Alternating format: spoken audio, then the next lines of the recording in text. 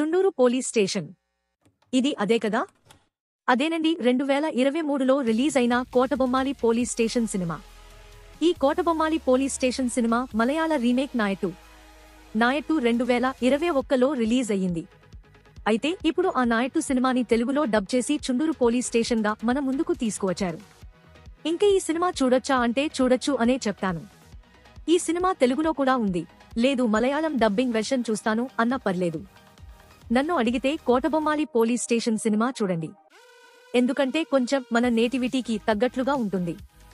దృశ్యం సినిమా చూసారా?